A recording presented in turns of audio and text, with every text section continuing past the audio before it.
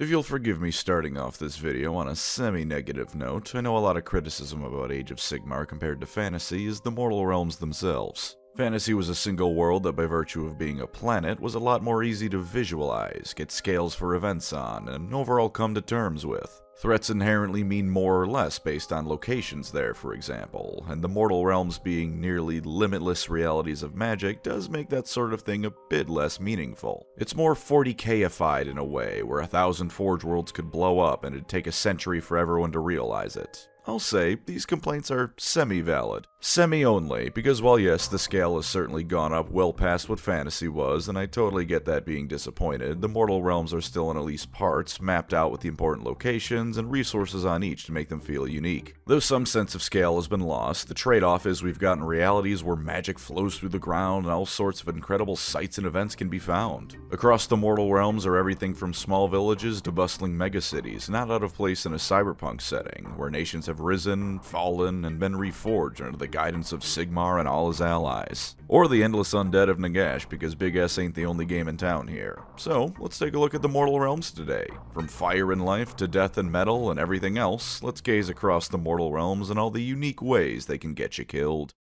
Also hello, before we start, I do not have a sponsor this video, but I do got merch now. Took me 5 years and someone else doing most of the work, thank you Bricky and fine folks at Orchid 8, but hey, look, me merch. We got objective markers, we got a cool low-key shirt that's still got some cool art on it, but nice if you don't want to wear something that screams I watch a diabetic moron online in public. We got a hoodie that is a bit more loud and proud of who you're supporting, because you know what? Like what you like, viewer, and I presume if you buy any of these things, then you probably vaguely like what I do and don't mind admitting it. It's over at Orchid 8 if you want to grab yourself some, and I'm 99% sure that I'll have a link in the description here. Make it a bit easier on you to find it, you know? Thanks all for getting me to a point where I have merch, which is something I don't really know how to feel about, but certainly grateful towards all you folks, and yeah, if you want, go get yourself a me merch. I think it's pretty damn neat.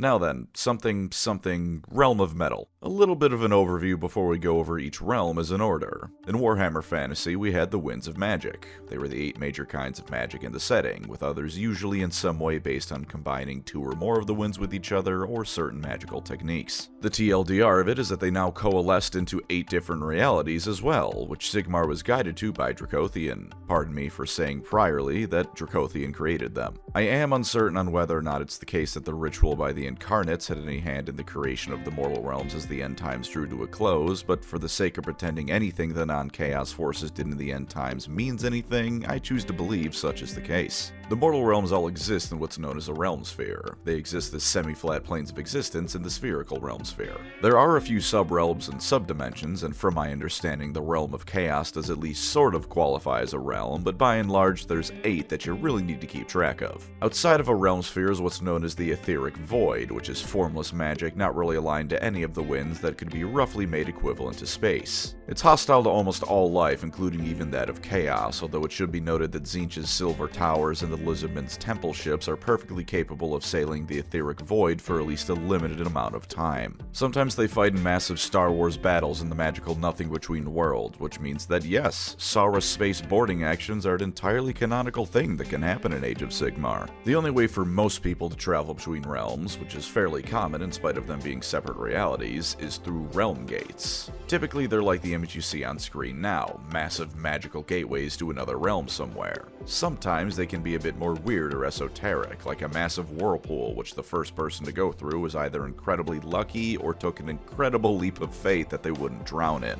Or maybe if you sleep under a certain tree under the moonlight, you end up in a different universe. Either way, these realm gates are both lifebloods of trade and commerce, massive hubs of civilization, and more importantly for a war game, the primary method armies use to invade other realms. In real life, civilization springs up around rivers. In Age of Sigmar, it springs up around realm gates. You absolutely can teleport to other realms with magic or something like that, but that requires a lot of magical talent, whereas a realm gate can be walked right through. In the etheric void are also apparently beings older than the chaos gods themselves that predate thought and are infinitely more primordial than anything they can conjure up. In fact, when Sigmar and Nagash went around the mortal realms beating up horrific monsters, some of them were these void beasts rather than a god beast like the one Grimnir Mutual killed. Of course, these aren't likely to ever show up, since this is an army game, and it'd be pretty upsetting to an army's fans if their latest lore was, and then Cthulhu ate half the faction out of nowhere. But it gives some cool extra lore tidbits, and that's always welcome. As you get to the edges of a realm where it borders the void, you find the rather uncreatively named Realm's Edge. Aside from the obvious bit where the realm has ended, the magic here is incredibly volatile and untamed, stuff that even the gods of the setting can only briefly take control of or survive in, for that matter. Mortals can venture this far out. For example, some Lumineth realm lords did so to chase Arkan the Black alongside Eltharion, but it's a near guaranteed one-way trip.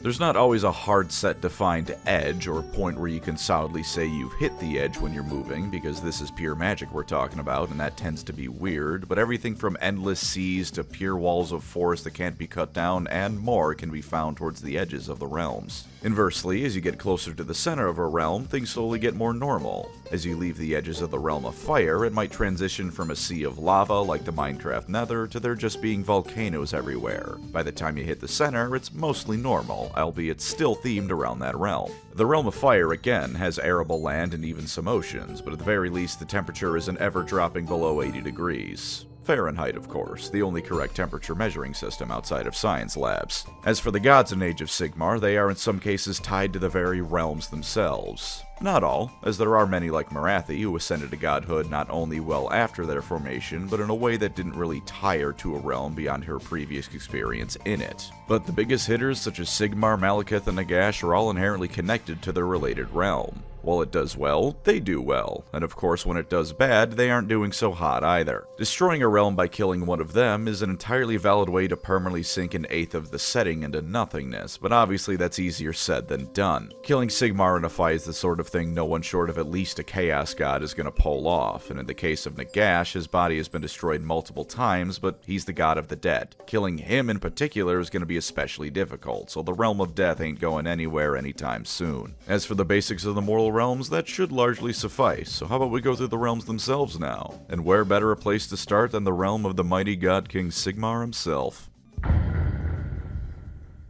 Behold the realm of the heavens, where prophecies are churned out like paperwork. That's not an exaggeration, because with how common that sort of thing is here, there's probably a DMV equivalent just for logging visions of the future. Azyr is, as said, the realm born of the wind of the heavens, the kind of magic that as spells is great for everything from gusts of wind to future seeing to dropping big rocks on people's head and laughing at them. As much as the etheric void does fill the spot of space in a way, Azyr is a realm full of stars, planets, and countless other spacey things, as is fitting the realm of the heavens. One of those celestial bodies is the core of the Warhammer fantasy world, which Sigmar has a giant space station around called Sigmarabulum. He uses it to mine the metal he uses for his Stormcast's arms, named Sigmarite because of course it is, as well as forge new Stormcast and occasionally pluck out a soul from the old world left hanging around it. Azyr was the realm Sigmar arrived in, dropped off by Dracothian and ready to get to work. When he arrived, it was as with all the other realms a wild and untamed place, though between both his efforts and through various other methods, there were a few scattered tribes of people. No doubt feeling a bit nostalgic at that site given his own origins as a barbarian king, he got to work gathering alliances and ensuring the people of Order could prosper. Azyr was naturally the focal points of his efforts, though through either charisma or bashing the heads in of everyone else, it seems he got the rest of his pantheon to help make Azyr the best from the get-go. Gorka Morka slayed great beasts, the rest of the gods raised mighty cities. All of the gods did this across all the realms, but Azyr seems to have been where cooperation was the strongest. Sigmar's mighty city, Azyrheim, was constructed, said to be so big you'd die of old age before crossing the entirety of it alone. The colors of blue and gold have got to be like 90% of the city, both because GW loves the color gold and because blue is the color of Azyrite magic. That and all the greatest things in Warhammer are blue and gold, and with courage and honor, the Sigmarines march for Azyr. The realm is most likely the most civilized and settled one on account of all the effort Sigmar put into building it up.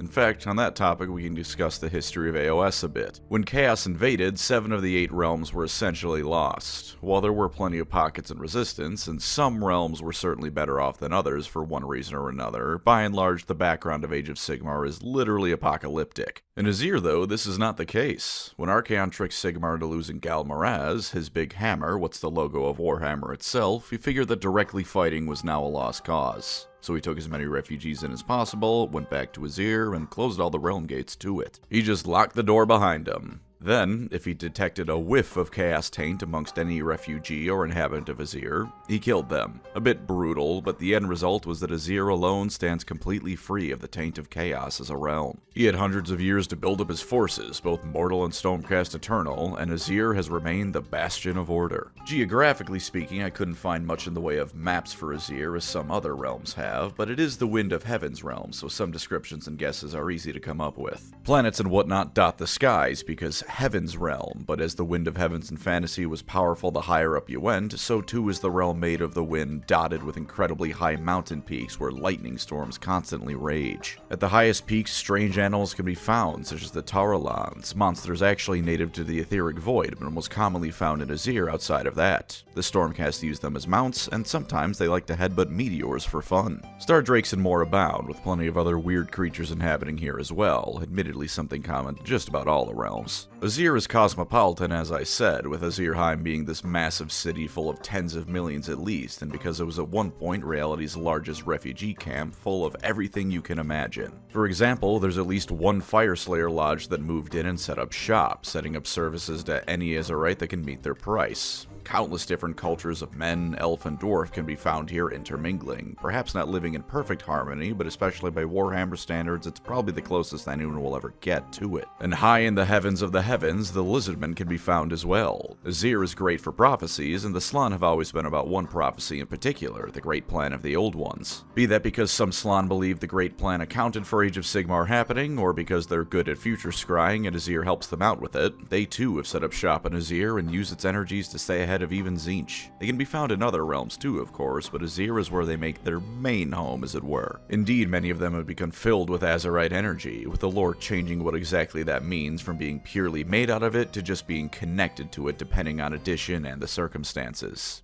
Either way, chaos beware. There's also the city of Hyheim, which while nowadays is mostly deserted, in the Age of Myth it served the purpose of being the council place of the gods themselves. Everyone pissed off and went home, but Sigmar still hopes to invite at least some of the four members back to it, of which Alariel has been the most receptive to at least partially attending so far. Azyr is a magical wonderland and about the only region you don't need to fear outside attack in. You can find plenty of thieves and dangers in it, no doubt, but that's tame by the standards here. Getting mugged in an alley can happen in any realm, as can some wizard's experiment accidentally leveling a city block. If that's the worst the place has to offer, then things are alright. As a final aside, all realms have something called Realmstone. It's the solidified magic of a given realm, sort of a continuation of Warpstone as a concept, only now it isn't always inherently chaotic and evil. All Realmstone is highly valued and sought after, but aside from this meaning Realmstone deposits are oftentimes viciously fought over, they're most commonly found at the edges of realms where conditions aren't exactly pleasant to life.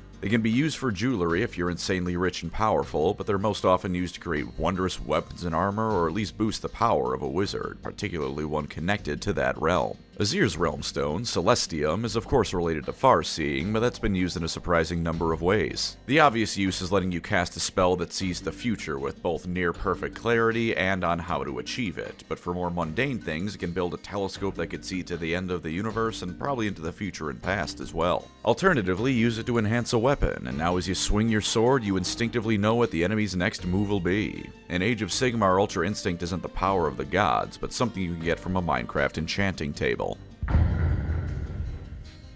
The realm of metal, where despite all the dangers, things are still supreme. Chamon is an interesting place because it goes against what you might think. As the realm of metal, you might think it's a very solid and static place. After all, metal is pretty sturdy. But Chamon for the most part is an ever-shifting mess of sub-realms rather than one singular continuous realm, with mountains breaking apart, floating around, and reforming at the drop of a hat. Sometimes these sub-realms just vanish, which I really hope there's ample warning of more often than not, because otherwise, cities are just suddenly gone sometimes. Towards the center of Chamon, things are granted more stable, with sub-realms like the Spiral Crooks being relatively consistent by all accounts. Plus there's an actual map to show for once, which is nice. Stable, to be clear, is a relative term, but it's a difference between a magically induced avalanche and an entire subset of reality warping in for half an hour before it warps back out. The earliest accounts of Chamon's history are the tales of the dwarf gods from fantasy, as well as Sigmar finding them. With the new helpfulness of Hashut lore, we now know that Grungni claimed the realm of Chamon as his own. Hashut didn't like this, as well as his siblings' pettiness and seeming hatred for him out of nowhere, so he took revenge revenge by sending Grimnir into a blood rage and making Grungni really sad. Grungni chained himself and Grimnir to a mountain in Chamon so they could calm down, and eventually Sigmar freed them after they evidently did.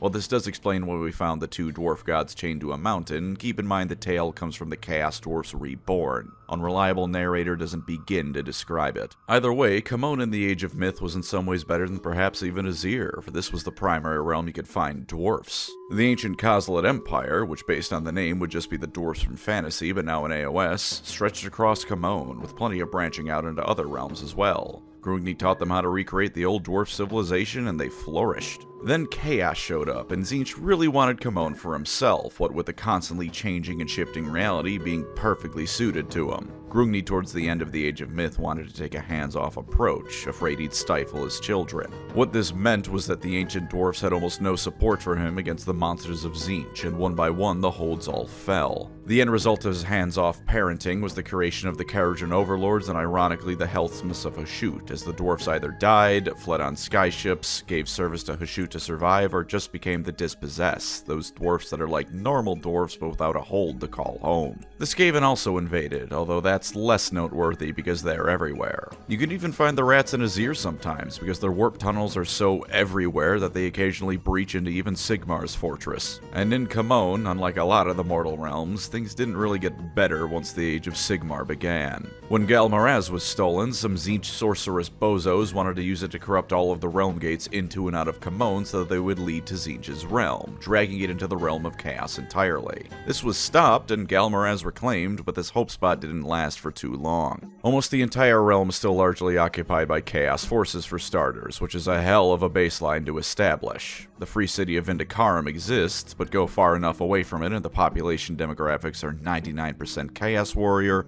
1% people being sacrificed by chaos warriors. Many Kharadron Overlord skyports can be found here, but I admit I find it difficult to count them in that number. They're floating above Chamon, and with how mercantile they aren't there because it's their ancient homeland to reclaim. They just can't leave or find the profit of staying worth the risk. There exists what's known as an archway in all mortal realms, massive realm gates connecting to a single point that can be used to traverse anywhere in the mortal realms. Chamon's is still firmly in Chaos's hands, in no small part because Archaon himself was defending it for a while. That map I showed earlier is a result of Tzeentch corruption twisting what was once a perfectly symmetrical landscape designed by Grungni himself. This is in fact where most of the events in Chamon take place. For more fun, Skagrath the Loon King of the Gloomspite Gits caused massive swarms of the little goblin bastards to invade as the Everdank was partially ushered in. Nagash at one point decided it was time to see what all the fuss was about and set up shop towards the edges of the realm, as the Osiarch Bone Reapers can resist the effects of the edges of realms decently well. To top it off, Be'lakor started off his masterstroke of causing chaos storms all over the mortal realms in Chamon, which is damn near cut off the entire thing from the rest of the mortal realms. It really sucks to live in Chamon. Putting aside the amount of horrific wars and evil crap going on here, Chamon itself is of course the realm of metal. This means that massive amounts of this realms are just made of metal, be it iron, gold, or even things you might not really consider metal, like gemstones. Towering mountains rise above made of purest silver, and if something can be found by mining beneath the earth, then you can find entire mountain ranges made out of the stuff here. It should be noted that it isn't completely hostile to life, as there are the occasional arable areas of land or even oceans. But all the trees tend to have bark that might as well be made of iron, and parts of the farming fields look like Mars with all the iron in the ground. Sure enough, a lot of the food here comes from other more fertile realms. It's not that there's nothing, and in fact, because everything in the realm of metal is incredibly pure, the plants that do grow are no doubt some of the healthiest around, but the croplands are limited in number compared to the parts of the ground made of pure steel. All those metals and minerals being freely available had a funny side effect on the setting too.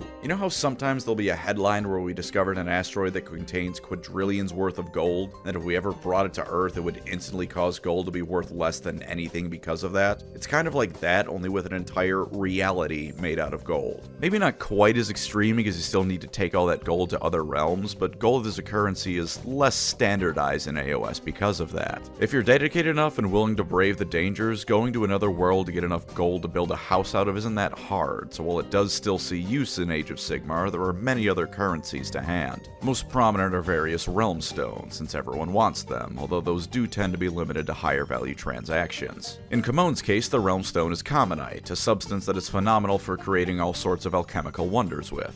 For some reason, it always forms into a floating globe if it has room to do so. Not quite liquid, but very easy to manipulate. Relatedly, it also has anti-gravity properties, no doubt of incredible interest to the Kharadron overlords. A related substance on that note is Aether Gold, which is anything from a type of Commonite to something created intentionally or accidentally by Grungni. It can be found in all the mortal realms atmospheres, but Chamon of course has a lot of it, and it's used to power damn near everything the Kharadron have. It can only be detected by smell, and it's highly poisonous and madness-inducing, so it's nice to see that the Age of Sigmar has a version of Radium Girls. Hopefully with less burning to death in a factory fire, though. Incidentally, if you've ever wondered if OSHA really needs to exist, the Triangle Shirtwaist Fire is your answer. Towards the edges of the realm, that whole changing stick it has just gets more and more extreme, until the difference between the effects of Tzeentch's realm and that of Chamon become purely academic. Things transmute at random from one to another, which does mean Jesus' favorite party trick of turning water into wine can be done quite easily here, and probably taken further if you want to turn the wine into a barrel of Jack Daniels. Of course, you might spontaneously change into your component atoms in nicely separated piles, so I would really advise you don't venture out too far unless you have a desperate need of Commonite for one reason or another. Overall, Chamon sucks. Like, it really sucks. There is the potential for great riches, both mundane and magical, so you better believe it's a hotly contested realm, even with it being difficult to get to nowadays. But for reference, and Warhammer fantasy vets will be familiar with it, in that setting, there's a fallen dwarf hull known as Carrick 8 Peaks. It's a three-way brawl between goblins, Skaven, and dwarfs. Imagine that, but an entire reality of it. Forever. And also everyone else occasionally gets in on the fun, too. The Realm of Life, and it's exactly what you think it is in all the ways you can think of for that. Ghyran's history as a place beyond the Realm of Life begins with Alarielle, reborn into Age of Sigmar and now all alone in the world. She did, however, have a whole bunch of soul pods of beings from the previous world, so she did what any elf queen with a goddess of nature's essence jammed into her would do and started planting them. Eventually the Sylvaneth popped out, and things were good. She became part of Sigmar's pantheon and did good work across the realms, because even as insular and rather trauma-ridden as she had become from the end times, she's still Alarielle and a fundamentally good person. When Chaos came, Nurgle had a particular interest in Ghyran. He is a life god after all, if one that's horrid and disgusting. In addition to that, he was looking for a replacement for his goddess in a jar, since in the end times the forces of order pulled a switcheroo on him and replaced the goddess Shalia with some lady. Alarielle was a fitting replacement, and after Alarielle left the Alliance to solely defend Ghyran, she not only died, but the entire realm was nearly subsumed into Nurgle's garden. The Sigmarines managed to plant her own soul pod and revive her, and the realm did heal, but the damage was still plenty severe. While certainly not as bad as Chamon, a good amount of the areas in the realm are still corrupted by Nurgle's influence, and what's heavily implied to be the elven god Kurnos Reborn has a dark aspect that turns some Sylvaneth a bit evil in some regions. As the Age of Sigmar began, Ghyran, alongside Alarielle's wishes, became much more open to the various other factions, but there are still some teething pains to that, as it were. The city of Greywater Fastness is an industrial powerhouse in the Realm of Life, but in the 19th century way, where smog makes up a good 50% of the atmosphere around it. As a consequence, it pollutes the hell out of the environment, which nearly had the Sylvaneth wipe it off the map until Alarielle worked out a compromise. As the Soul Wars raged and Nagash was in the spotlight, Alarielle alongside Teclis worked on how to counter it. Casting her own super spell, life magic flooded the realms and the Necroquake and its effects were dispelled, not only hamstringing Nagash but allowing Ghyran to flourish and life to go on the offensive once more. This did also make the Realm of Beasts go apeshit and the god Kragnos to awaken, but you win some, you lose some. For what the realm is like as an environment, it's a lot of what you'd expect with a couple curveballs thrown in to mix things up. The Sylvaneth don't really live in the Realm of Life. Since they're tree people, they're more a part of it, just parts that can move and rip you apart. There's plenty of beasties in the realm, but it's far more plant-like compared to the Realm of Beasts. Some of these plants, even beyond the Sylvaneth, might still be angry though, like that one from Harry Potter that just beats the shit out of school children if they wander near it. Why is that thing allowed to stay, by the way? Everything is incredibly lush in Ghyran, though, so if nothing else, starvation just isn't a thing. Assuming you can survive doing so, wandering into the forest and plucking random food off of trees is always a way to sustain yourself. Some areas are different, of course. Verdia, the continent where Alarielle has her court, has a funny thing where every animal born there is always female. It's as if the entire continent was trying to remake the old handmaidens of the Everqueen. As you journey to the edges of the realm, things become hostile to life as we know it, but still very much lush and flourishing, because the key words in that sentence were life as we know it. You might become a tree like that one guy in Fallout, with your skin becoming bark and your blood becoming sap. Entire continents form not through tectonic drift, but because two continents had a baby together. Speaking of babies, I would beware of being in Ghyran during a lifequake. This isn't necessarily gonna happen, but there's a decent chance where you will suddenly become pregnant in one of those. And no, it does not matter what genitals you have. You are now a parent in the making, and I have no idea how that's gonna work out for you, but good luck either way. You can find a decent mix of people around Ghyran, though with less dwarfs on account of it being the realm of life, and dwarfs usually preferring mountains and places like Chamon. There used to be a lot more elves than anyone else, and there's still a decent population, but when Nurgle first invaded, the elves that weren't at least part tree fled. Alarielle eventually forgave them for abandoning the realm, though much of the rest of the Sylvaneth haven't. The realm stone of Ghyran is Cycle Stone, a green gem that over the course of a few hours will go from a gem to a liquid to a gas and back to a gem again, over and over. It's the cycle of life, get it? Its main uses are of course as medicine, be it healing potions or just medicine. Processing Cycle Stone creates this super poisonous runoff, and while you can use that runoff to create more Cycle Stone, the runoff of that is even worse and can't be used for anything, other than as poison if you wanted to. Cycle Stone is also a component in Aqua Ghyranis, which, fun fact, is one of the major currencies of the mortal realms. Turns out in places like the Realm of Fire, there's not a lot of water to go around, while Aqua Ghyranis, in addition to being able to cleanse chaos, corruption, and the like, is also inherently pure water to just drink. When I say major, though, it is for massive transactions. Some of the wealthiest nations in Age of Sigmar oftentimes only have a dozen or so barrels of it to their name, because there's always a need for the natural spring water that cures you of all diseases, including spiritual cancer. Ghyran is by and large one of the nicer realms to live in, though with caveats. You need to be one with nature, otherwise the Sylvaneth will be pissed at you. You need to know how to figure out which plants are poisonous and which aren't, because poisonous life is still perfectly natural life. You need to understand Nurgle still has no small amount of influence here, so while the realm has plenty of ways to fight it, you still need to be vigilant. And of course, and I can't emphasize this one enough, you need to accept that at a moment's notice you might suddenly be bearing child. An understandable turnoff for some people, even before we get into the fact that statistically speaking, half of all people in Ghyran might have to give birth like hyenas do. Ouch. The Realm of Fire, and all you can expect from that. Aqshy used to be ruled over by Grimnir until he exploded himself fighting the salamander Volcatrix. This does sort of throw a wrench into the realms being tied to their gods, but you could also argue he isn't truly dead since Urgold fragments are him, and he does sometimes speak to people like Gotrek. Something I haven't spoken of really is how the realms all affect the people who live in them, especially those who were born there. In Aqshy's case, this has caused them all to become fierce and passionate people. They aren't all barbarians, although plenty of those can be found, but everything they do is done with great amounts of energy and intensity. Tempers flare with the moment, but they fade just as quickly after the brawl into great joy and mirth. It should be said on that note, however, that Aqshy did have plenty of great empires in the Age of Myth, and to jump forward to the Age of Sigmar, proper of plenty great cities have risen up such as Hammerhal Aqshy or Anvilgard. Passion doesn't always mean Darth Vader rage, and the people of Aqshy are fiercely proud of the civilizations they've built and will defend them to the death. When Chaos struck, it certainly didn't do the realms wonders, especially since Aqshy was the target of Khorne's personal attention. Countless bands of Khornate warriors and demons ravaged the land, but I would at least personally feel comfortable in saying Aqshy got off a bit better than other realms. The Fyreslayers are most commonly found here, and they were perfectly suited to handling Khornate invasions. Their lodges, though some did fall, weathered the storm as well as anything could, and they reaped just as many kills as Khorne's forces did. Aqshy was even the first realm to be counter-invaded by Sigmar at the start of the Realmgate Wars, with the Stormcast heralding the new age with lightning and hammers to many a Khornate's dumb idiot head. It did bring with it some more esoteric problems, however.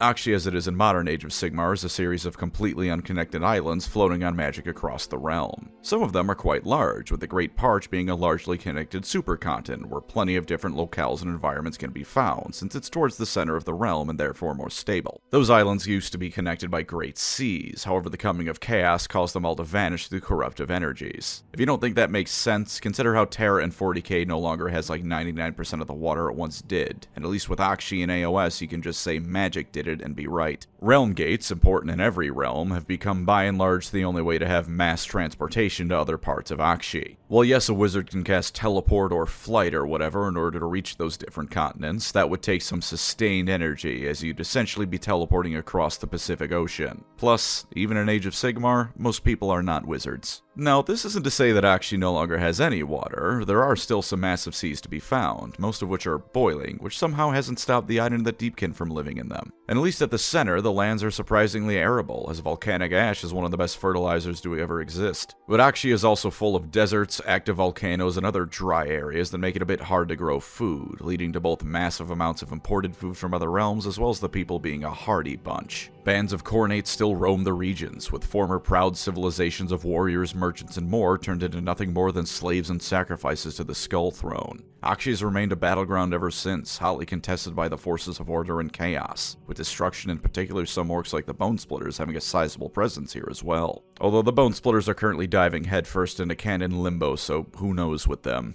Something else I haven't much talked about is how the Winds of Magic as actual magic still exist. Because they do, and a life wizard, for instance, can still practice their craft just fine outside of the realm of life. But as you can expect, a wizard of a given wind will perform vastly better in the realm of their magic. I bring it up here because Aqshy is where you get the funniest results. Being in your native wind's realm doesn't make you any better at controlling it. What it does do is make the spell more powerful. So a fire wizard in the realm of Azyr casting a fireball will cast Fireball. A fire wizard who does the same thing in Aqshy and is unprepared is going to accidentally cast Nuclear Bomb. This kind of thing affects all the other realms too, but it's the most obvious here because a simple spell to light a campfire will instead light a forest fire. Aqshy's realm stone is Emberstone, which is prized above all else for its ability to create peerless weapons out of. An Emberstone sword will cut through armor and flesh like butter. Quite frankly, an Emberstone sword is basically just a lightsaber. It can be used to make armor that wreathes you in protective flame, and for more mundane uses, it can be used as an infinite source of fuel if you find yourself in a chilly area. If you're the kind of rich that can afford to use Realmstone on something this stupid, it's also apparently a delicious spice to add to foods. I would hold off on that last one in excessive amounts, however, as too much time spent around or indeed eating Emberstone might drive you into a state where all you know is infinite rage. I have to confess that Aqshy is not the kind of place I want to stay. Not because of chaos invasions or anything like that, though. I just hate hot weather. God willing, I will be retiring to some Alaskan or Canadian forest with a satellite internet connection and no one to bother me that isn't a dog and maybe a wife. And as Aqshy is at all times hot, I think I'd rather die than live there. But all things considered, there are substantially more dangerous realms out there, which is ironic for the Fire Nation universe. So if you're one of those freaks who likes summer more than winter, then by all means, live here.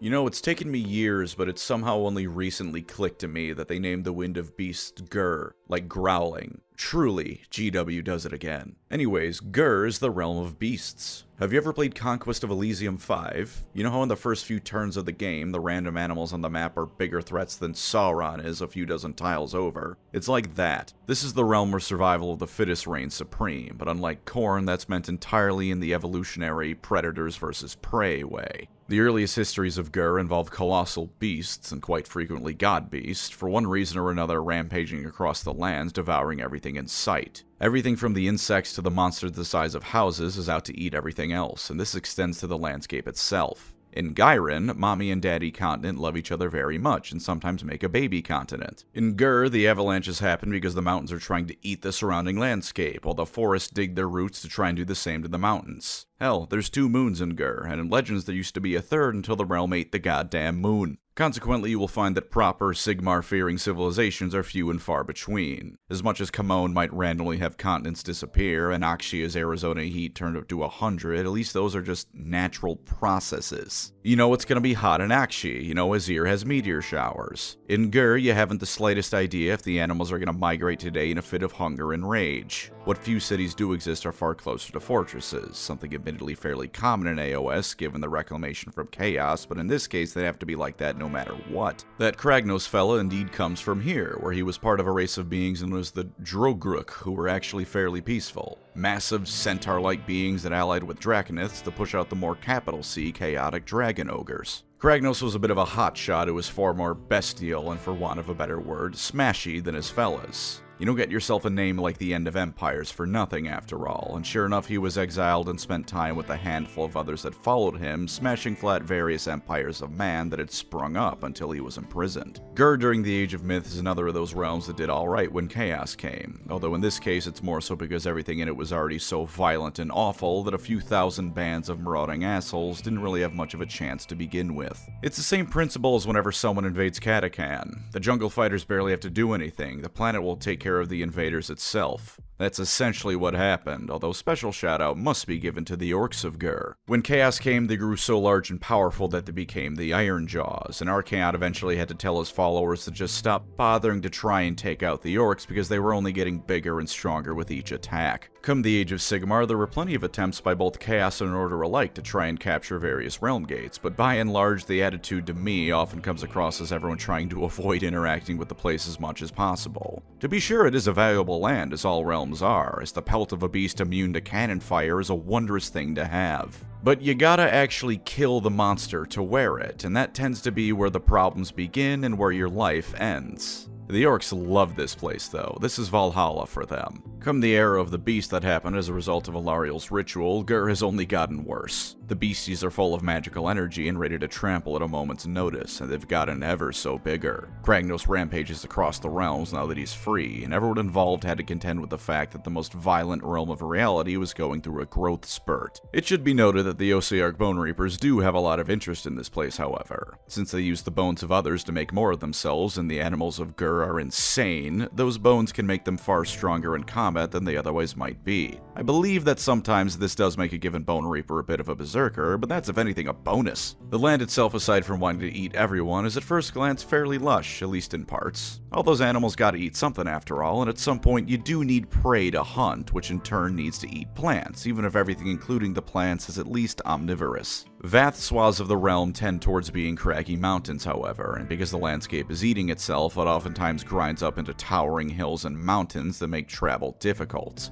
Everyone who wants to survive in Ghur, they can't afford to create a massive citadel is an expert hunter and tracker by default, because those that aren't get eaten. The realmstone of Ghur is amberbone, a substance that looks exactly like bones except for the faint glow and weight difference to actual bone. It sure enough fills you with primal animalistic rage and can even transform you into a beast outright, with which beast you become depending on the shape of the amberbone when you found it. If it looked like a chimera skeleton, you turn into a chimera, a property that interestingly holds true even if you shape it differently. Overuse of it turns into a non-chaotic chaos spawn with all sorts of grown limbs and appendages that exist solely to turn you into a deadlier predator. While this does sound awful, and yeah it is, the Bone Splitter's savage orcs use it to turn the stuff into arrowheads and launch it at their enemies. Even if it wasn't a kill shot, it would send whoever it hit into a savage frenzy and cause them to break rank and charge into melee with the orcs, ruining battle lines and getting the unfortunate target killed by the orcs. As you get towards the edges of Ghur, the magic just turns you into an animal. And the animals are bigger and angrier, and the mountains are big animals more so than they already are, and it's awful and dear god, Ghur sucks. Ghur is another realm I highly recommend you never live in, although in this case it's more so because I guarantee it'll just get you killed. I promise you, you are not cut out for these streets, because there are no streets, just a forest that hates you and makes Lustri and Katakan combined look like a joke.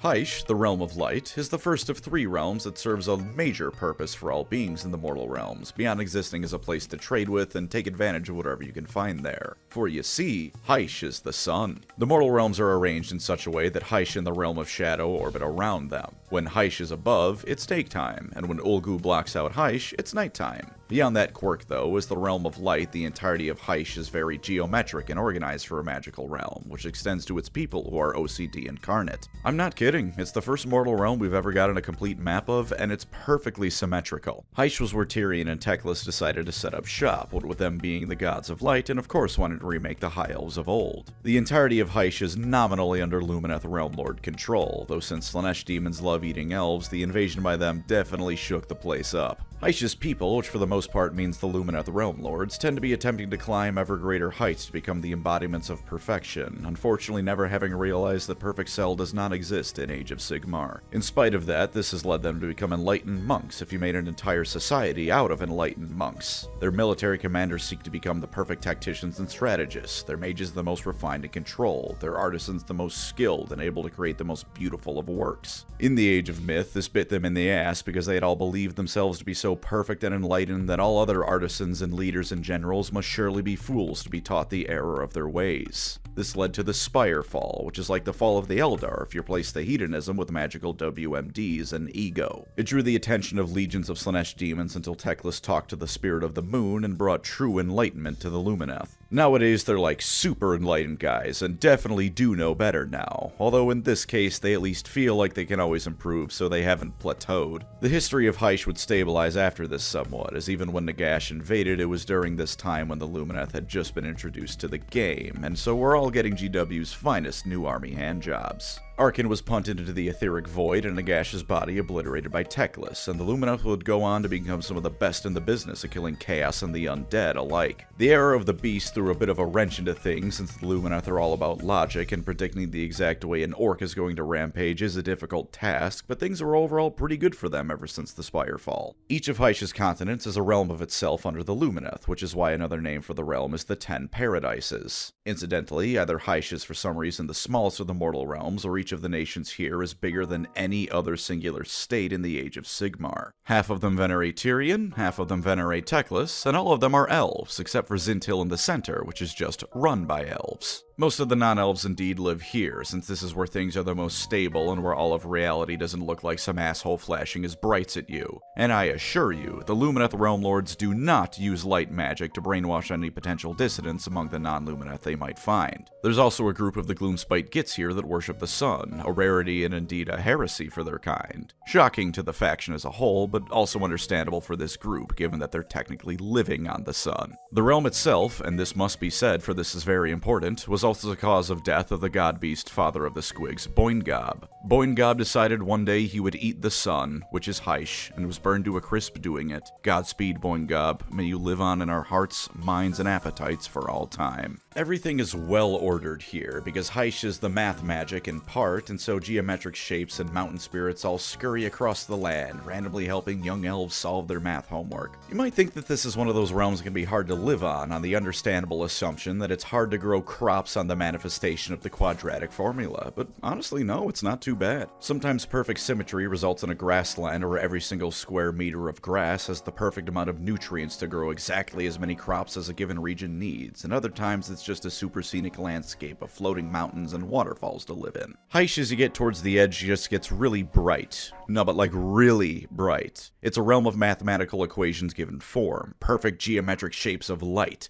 and when Tyrion wandered into it looking for Teclis, he went blind. He is the god of light, and he was blinded by the edge of Hysh, which goddamn if that isn't bright. It's otherwise supposedly where perfection of the highest caliber is found, as is fitting light as the geometry magic, although again, perfect cell is not here, so not quite perfect. Hysh's realm stone is Aether Quartz, and it's unique in that unlike all the others, it is not a natural material, or at least not as a stone it isn't. Usually it shoots out across Hysh as a brilliant beam of light, and until Teclis spoke to the moon, no one knew how to catch it. But the Lumineth learned, and Aether Quartz was born. In addition to making you good at math, it generally heightens your senses, focus, and abilities to superhuman levels. Once it wears off, however, it leaves you feeling drained and sad, and further times using it require more and more, as the highs get briefer and the lows all the worse. There's a pit in Hysh known as the Pit of Cathartia, where a bunch of improperly disposed of Aether Quartz went nuclear. Now if you go near it, you fall into incurable bouts of turbo depression. Misuse of it can also cause Slaanesh demons to appear, since they too like perfection, which is why the Cenari Cathalars exist. So essentially, Aether Quartz is cocaine. We have in Hysh a rock that heightens your senses, and when it wears off it leaves you feeling drained and depressed, requiring more and more of it to experience those same feelings as the effects on yourself get worse and worse. I too enjoy cocaine, Lumineth. Hysh is the place I'd likely want to live aside from Azyr, which is ironic given what the place is like. I'm bad at math, only disciplined enough to get the work I need to done before I drink myself into an alcohol and masturbation-fueled coma, and diabetes can cause and has caused me seizures, which would probably not be helped by living in the EDM concert realm of existence. But this is where a lot of the elves live, and they're all doing hard drugs that I'd like to think they'd share if I lied and said it was for meditation. And so, it's paradise.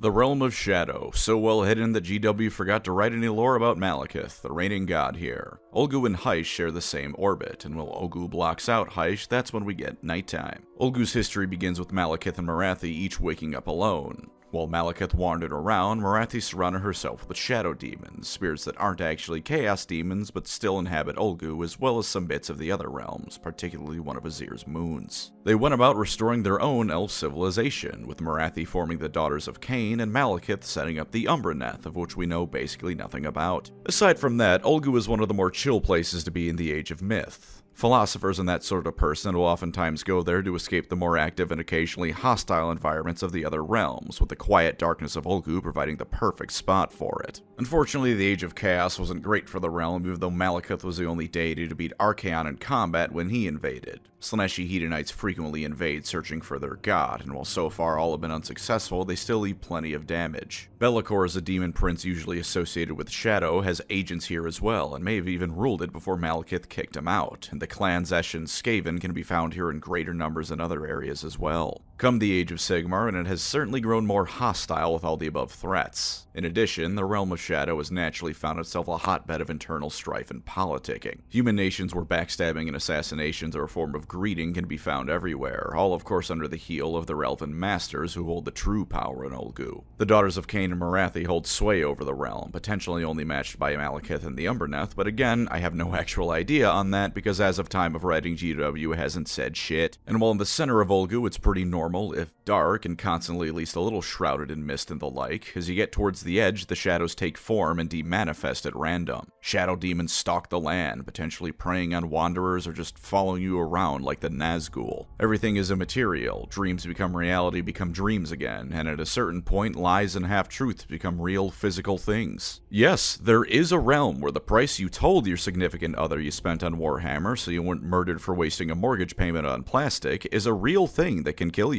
Its realm stone is known as False Stone, which to people without magical sight appears to as essentially nothing. It might be a rotting log or a puddle, nothing you would look at and think magical rock. But to those with magical sight, it appears as a floating mist, hovering just off the ground and concealing itself. It's almost sentient in a way, with illusions around it getting stronger and stronger as you approach in an attempt to keep itself hidden. I do have to wonder if that's part of the reason philosophers and dreamers love going to Ulgu, since without knowing what False Stone is, a random patch of forest might be known as Magical Mushroom Grove or something. Ulgu is a realm where I find there's little to say because secrecy is the whole point, but that isn't only because it hasn't been discussed too much. Many of Sigmar's less savory organizations of assassins have their origin in Ulgu, fleeing to Azyr only as it became clear that Azyr would be the only place truly safe from chaos. Wherever thieves and shadows lurk, the presence of this realm can be felt, as can that of its god Malekith. And I'm sure that eventually Malekith as well as Tyrion will get their time in the sun again, as much as Malekith nowadays probably doesn't care much for the light. Wherever shadows can be found, so too can the presence of the magic of the Realm of Shadows, and if we're one day lucky enough, we'll have an actual army for it as well. You know how some people have verbal tics? I mean, I do too. Whenever I'm recording and I'm not reading from a script, I say, way too much. Well, when I'm writing, I have a writing tic. Whenever death in Warhammer comes up, even if it's 40k in the Necrons, I just can't help myself from saying, such is the power of Nagash. Such is the power of Nagash that this affliction affects me so. Anyways, yes, Shyish. The Realm of Death certainly lives up to its name, and indeed it is the final realm that functions as something truly grand for the rest of the mortal realms. Shyish is unlike all the other realms in a variety of ways, and is the most affected by mortals in ways beyond whatever physical exertions the various races make on it. For you see, Shyish is not merely the realm of death, but of the dead. The various afterlives the mortal realm's inhabitants believe in aren't just cultural beliefs. All of them coalesce in Shyish as the afterlife of that culture. Some of them are small as a result of a single human tribe believing in their own afterlife, while others cover entire countries' worth of land as a result of being widely believed by entire realms of people. All of these afterlives have their own unique gods of death, some benevolent, some evil, but all of them formed from the beliefs of mortals. Odin, Zeus, and all the other deities and their regions you can think of rule in Shyish alongside countless others. Or at least, that was the case. Enter, of course, Nagash during the Age of Myth. He saw Shyish, and being himself, was a big fan of the realm. He was less a fan of there being other death gods, however, so he ate all the ones he could, imprisoned those he couldn't so he could slowly drain their power, and covered every single afterlife in not only his iconography, but his minions to enforce his rule. While I'm not entirely sure if new gods of death are born anymore, if they are, they're almost certainly either immediately made lieutenants of Nagash and stripped of much of their power, or outright devoured by him. Plus, after long enough, I imagine that everyone started realizing that Nagash was the only game in town, and that affected belief. There are some lore blurbs where actually benevolent versions of Nagash rule over parts of Shyish, so perhaps that's how belief intermingles with the realm nowadays. How all of it used to work is that an afterlife would come into being in the center of Shyish. It would then slowly move towards the edges of the realm as less and less people believed in it through cultures rising and falling over time, before eventually fading into the etheric void. No one knows what happened to the souls of the people in those afterlives, so it could be anything from fading into nothingness to becoming one with the void to ending up in goddamn Valinor or something, and I really need to watch Lord of the Rings again.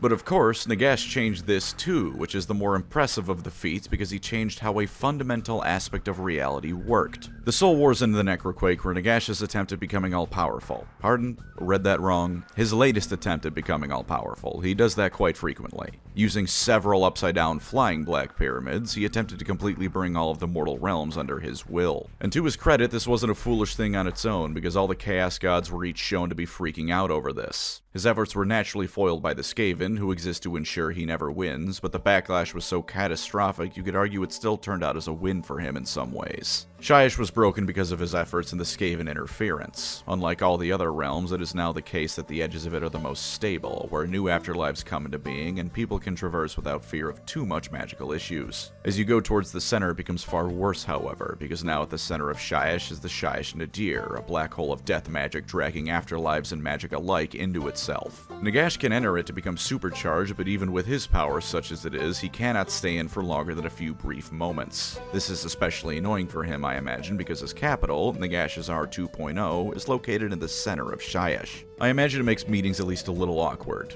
It's also a little chaos corrupted because the Skaven blowing up things with warpstone nukes tends to leave a little bit of chaos energy hanging around an area. Not all who dwell in Shyish are dead. There's plenty of living people there as well, and while plenty of them are as gloomy as you'd expect them to be, there can be found great cheer here too. There's gotta be at least a couple of versions of the Addams family here having fun, right? And come on now, we all know that losing someone close to you sucks, but it's probably a lot more tolerable when you find out that your dear old deceased grandma can still be reached by walking a few blocks down the street. Plus, I'm sure there's a whole lot less existentialism in the mortal realms, given that the afterlife isn't just a confirmed thing, but a part of reality you can take a gateway to and go hang out in. Nagash has thoroughly ruined the place in a lot of ways, though. All afterlives, as I said, feel his influence keenly through statues of him, his magic, his interference, and him making them pretty shit to live in. His lieutenants being vampires and angry ghosts doesn't help, with many of the living that do exist here serving no purpose other than as food for their vampiric masters. In some places it was so bad that when Chaos invaded, they were hailed as liberators and the denizens there immediately joined up with Chaos. All of the above is of course anti-Nagash propaganda designed to make you hate our beloved Overlord of Death, but you will hear lies such as that reading AOS lore, so I thought I'd just prime you for it real quick. Nagash has your best interests at heart, for the interests of Nagash are the interests of all. The realm stone here is known as grave sand, a sure enough sandy material colored either jet black or a dark purple at the brightest. Vast quantities of it were used to create what would become the Shyish Nadir, and it said that certain grains correspond to certain people. If you can find your grains and trap them in an hourglass, you could theoretically live forever. A fine idea in principle, but good luck having to quite literally count the grains of sand in a desert to find yours, as well as stave off Nagash himself when he finds out you're not only stealing his property, but stealing your soul out of his grasp.